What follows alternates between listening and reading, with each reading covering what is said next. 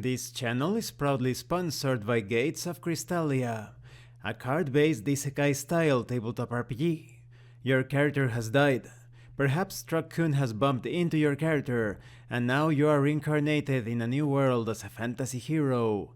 Choose from a wide selection of races and classes, wield powerful weapons, cast astonishing spells. You will find the link to the late pledge Kickstarter in the description and in the pinned comment.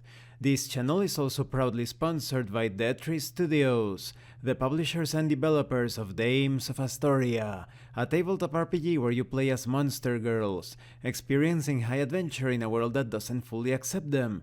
They have recently released the Whispers of Copperridge adventure module. You will find the links in the description and in the pinned comment. Hi, welcome to this part of my review featuring Demon Ninja. If you haven't seen the other parts of my review, featuring this tabletop RPG of horror and redemption in a dark Japan, please check out the playlist in the description below. This time we are going to talk about combat actions.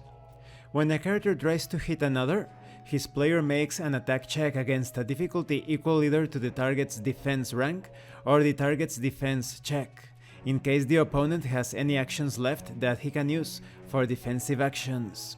If the target of the attack has no actions to defend himself with, the difficulty of attacks made against him becomes equal to his defense rank for the remainder of the round.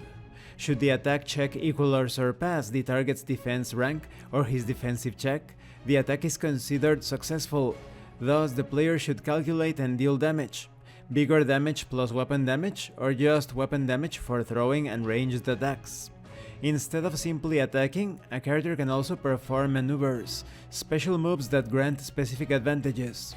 When it comes to defending, despite being always on his or her guard, characters can focus on avoiding being struck by an attack instead of attacking his opponent.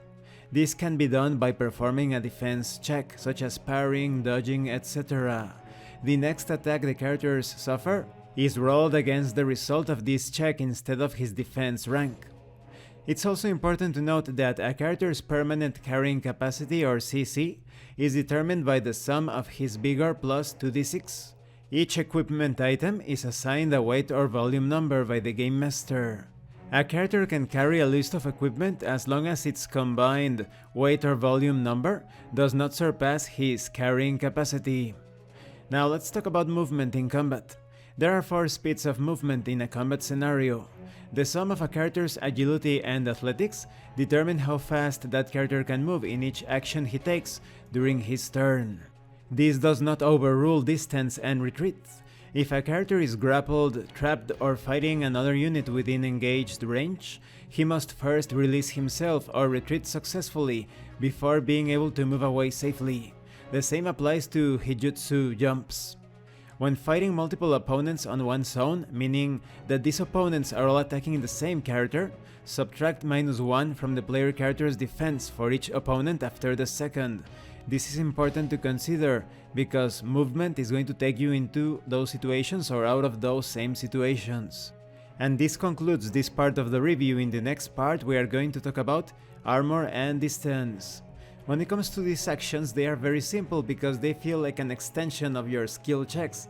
They are effectively another check that you make in order to see if you are successful in your attack. And movement is also quite simple, quite abstract and easy to grasp at the same time.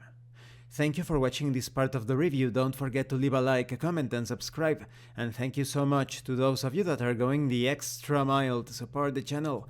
If anyone else wishes to further support the channel, consider joining as a member or use the super thanks button. You can also check out the information in the pinned comment and in the description. This has been your host, Abraham L. Jaguar, a professional game master. And remember, master roleplay and you will master the game. Once again, thank you and see you later.